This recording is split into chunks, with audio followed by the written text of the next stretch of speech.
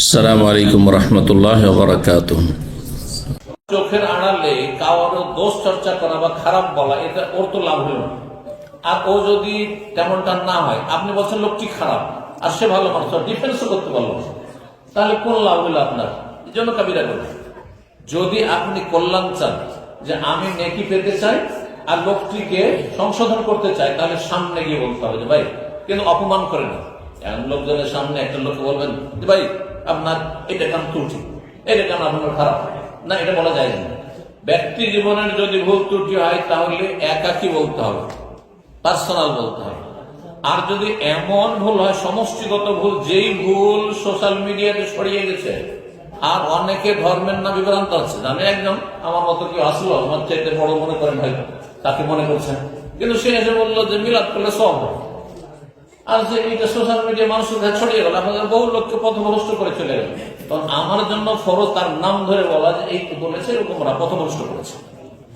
কিন্তু তার ব্যক্তিগত যে দোষ, তার গাড়ি নেই, তার গাড়ি ছোট, তার টাকার নিচে কাপড়, সে ফজর নামাজ পড়ে না, ব্যক্তিগত চরিত্র, তার স্ত্রীর সাথে ব্যবহার খারাপ, তার ছেলেমেয়েরা খারাপ, এগুলো হারাম আমার জন্য বলে।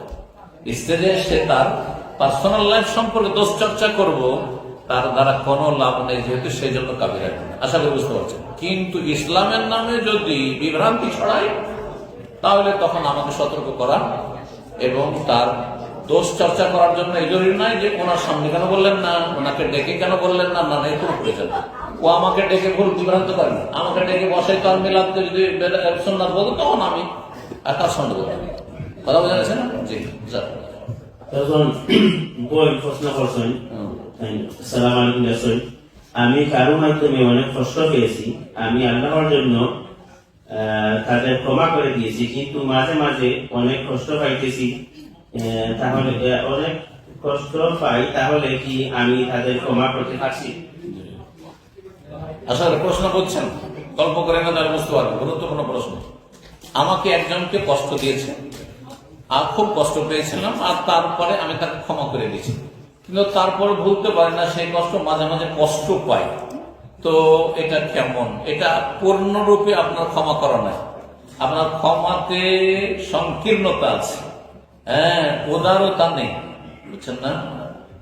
আল্লাহ রাব্বুল আলামিন ক্ষমার কিছু স্তরের কথা কোরআনে কারীমে বলেছেন। ফামান আফা ওয়া আসলাহা, যেই ব্যক্তি ক্ষমা করলো এবং সংশোধন করলো, একবারে যেমন আগে ছিল তেমন হয়ে গেল। একজন কষ্ট দিয়েছে, কষ্ট দেওয়ার আগ পর্যন্ত তার সাথে যে ভালো আচার আচরণ ছিল, মহব্বত ছিল, আন্তরিকতা ছিল, এই আগের অবস্থায় যদি ফিরে যেতে পারেন, এটা হচ্ছে পূর্ণরূপে ক্ষমা করা। আর যদি এমনটা হয় যে ক্ষমা করে দিয়েছি, মানে আল্লাহর কাছে বিচার দেব না, হাসর মাঠেও নেব না, কোনো দাবি রাখছি না, কিন্তু মনে কি হয়েছে, অন্তরে একটা দাগ পড়ে গেছে, অন্তরটা আমার ফেটে আছে, তাহলে আপনার ক্ষমা করার ঘাটতি আছে। সুতরাং যত ঘাটতি হবে তত নেকি আপনার কমবে, ক্ষমা করার আপনি নেকি পাবেন না। ক্ষমা করার মহাপুরস্কার রয়েছে। আল্লাহ কোরআনে বলেছেন, ফাফু ওয়াসফাহু, ফাফু ক্ষমা মাফ করো, আর ওয়াসফাহু মানে উপেক্ষা করো, যেন হয়নি কিছুই হয়নি তার সাথে। এটা হচ্ছে উপেক্ষা করা, যেন কোনো ভুল ত্রুটি হয়নি তার, যেন সে কষ্টই দেয়নি, ওই অবস্থায় তোমাকে ফিরে যেতে হবে। তো এই বিষয়গুলো রয়েছে। আল্লাহ রাব্বুল আলামিন বলেছেন, ওয়াল কাযিমিনাল গায়জ। আরেকটা শুনি, যখন কে কষ্ট দেয়, রাগ হয় না, খুশি থাকে? বলেন, রাগ হয় না? তা আল্লাহ বলছে, ওয়াল কাযিমিনাল গায়জ, রাগকে কি করো? সংবরণ করো, দমন করো, থেমে যাও, প্রতিক্রিয়া রাখবেন না, রিঅ্যাক্ট করবেন না। ওয়াল কাযিমিনাল গায়জ ওয়াল আফিনা আনিন নাস, আর তার মানুষকে মাফ করে দাও। এটা দ্বিতীয় স্টেপ, দ্বিতীয় স্তর। তৃতীয় স্তর, আল্লাহু ইউহিব্বুল মুহসিনিন। আর তারপরে যেমন মানুষের উপকার করো, ইহসান করো, তেমন ইহসান করতে থাকো, উপকার করতে থাকো। তাহলে যেই লোকটি কষ্ট দিয়েছে, রাগ গেছে, রাগকে মুছে ফেলুন, ঠান্ডা হয়ে গেছেন একদম স্বাভাবিক, আর তারপরে ক্ষমা করে দেন। এটা দ্বিতীয় স্তরে, এটাই ক্ষান্ত না। আল্লাহু ইউহিব্বুল মুহসিনিন, দান সাদকা দিতেন, তার ছেলে মেয়েকে লেখাপড়া করাতেন, ইত্যাদি মেলা খরচ দিতেন, আপনি অনেকে করছেন মাশাআল্লাহ, কিন্তু সেই লোকটি কষ্ট দিয়েছে আপনাকে, আপনার ছেলে মেয়েকে, স্ত্রী কষ্ট দিয়েছে, বদনাম করেছে, রাগ হইল না? রাগ হয়ে ভাবলেন যে না, কিছু দেবো না, কিচ্ছু দেবো না, এর সাথে সম্ভব না। তারপরে সে আপনার ক্ষমা চাইলো অথবা এমনিতে ক্ষমা করে চান, আর কোনো ক্ষতি করব না। কিন্তু আগে যে ওর ছেলে মেয়ের ভরণ পোষণ খরচ ইত্যাদি দিচ্ছিলেন সেটা স্টপ করে দিলেন, তাহলে আর এহসান করলেন না, তাহলে ওই যে থার্ড স্টেপে যেতে পারলেন, সবচেয়ে ভালো মানুষ হতে পারলেন না, সবচেয়ে ভালো মানুষ হতে পারলেন না। আবু বকর সিদ্দিক রাদিয়াল্লাহু তাআলা মিস্তাহ নামক এক সাহাবী, সে মায়েশা সিদ্দিকা রাদিয়াল্লাহু তাআলা মিথ্যা অপবাদ যখন মুনাফিকরা দিয়েছিল, সেটা দোষ চর্চাতে হতে পারে।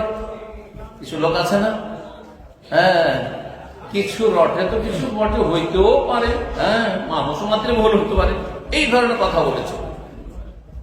মুনাফিকদের উপর অত কষ্ট হয়নি যত কষ্ট হয়েছে নিজের লোকের উপর, কারণ নিকটাত্মীয়, আর তারপরে সে অত্যন্ত গরিব মানুষ ছিল, তার পরিবারের ভরণ পোষণ খরচ খরচা সব চালাতেন। আবু বকর সিদ্দিক রাদিয়াল্লাহু তাআলা এইরকম কাজ করলে তো নেই, তখন তিনি কসম করে ফেললেন, আল্লাহর কসম, সূরা নূরে রয়েছে, আল্লাহর কসম, যা দিতাম আর দেব না, মাফ করে দিলাম, দেবো না। এত বড় কাজ করেছে সে, আমার মেয়ের বদনাম করেছে, সে অপবাদ দিয়ে তাদের শান্তি আছে, মুনাফিকদের শান্তি আছে। আল্লাহ রাব্বুল আলামিন কোরআনে কেন আয়াত নাযিল করলেন?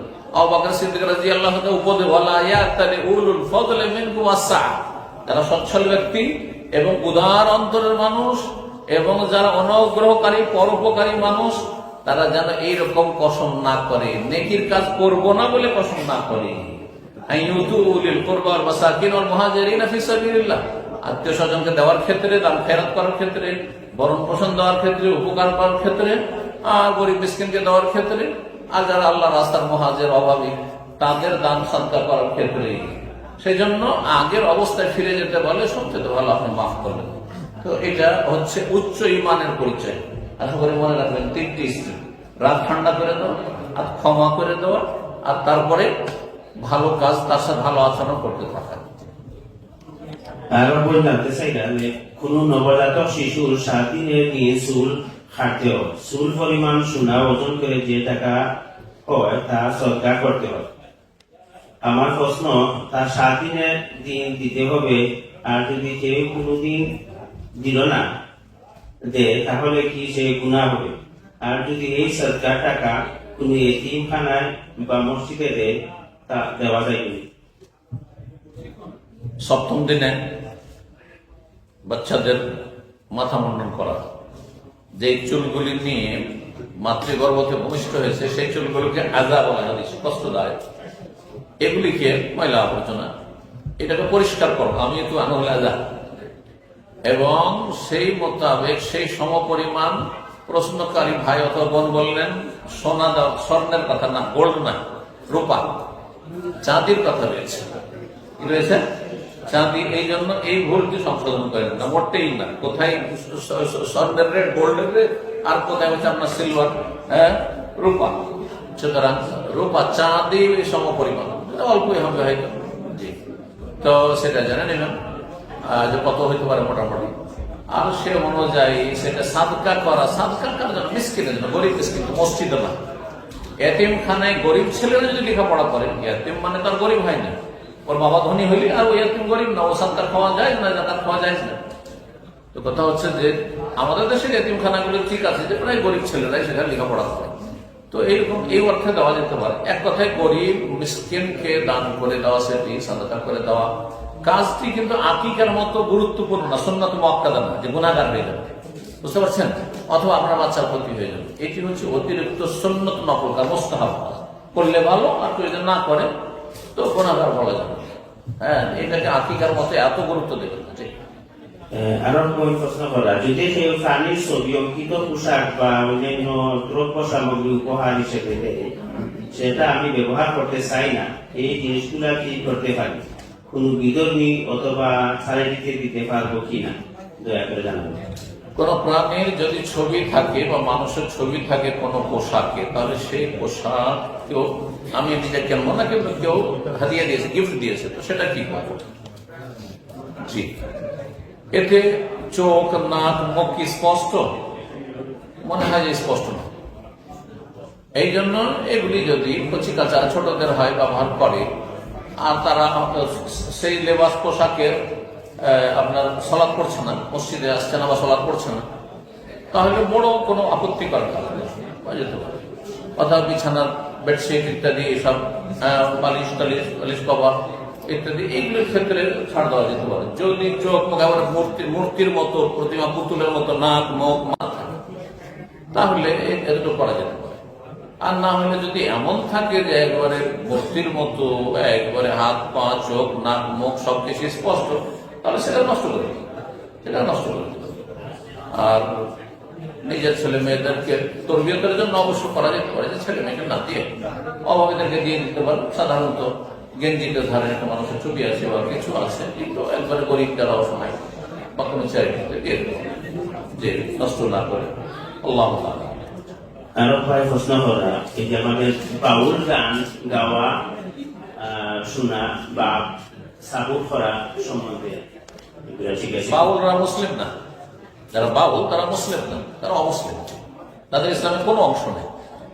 বলছেন হিন্দু বৌদ্ধ আর এইসব বিভিন্ন বৈষ্ণব ধর্ম, এইসব ধর্ম আর ওর উপরে একটু ইসলামের কিছু লেভেল টেবেল, এইগুলি হচ্ছে জগা খিচুড়ি। সুতরাং তারা মুসলিম না। কেউ তাদের মুসলিম মনে করে সে মুসলিম থাকবে না, এরা মুসলিম মোটেই না। যদিও দাঁড়িয়ে রাখে, নামাজ পড়ে, নামাজ পড়েই না, তাদের কাছে নামাজ টামাজ নাই। কিন্তু কথা হচ্ছে যে বাউল জাতি একটা নিকৃষ্ট জাতি, নোংরা জাতি, এরা মুসলিম না। সুতরাং তাদের গান গাইবেন, তাদের গান শুনবেন, তাদের সাথে আপনার দুর্বলতা থাকবে যে তারা আমাদের মুসলিম, হ্যাঁ, এটি আপনার ইমান ভঙ্গকারী বিষয়, আপনার ইমান নষ্ট হয়ে যাবে, সতর্ক সাবধান, কোনো সম্পর্ক থাকবে না। জি, এবং এসব শিরকি কুফরি গান, শিরকি কুফরি বা অশ্লীল গান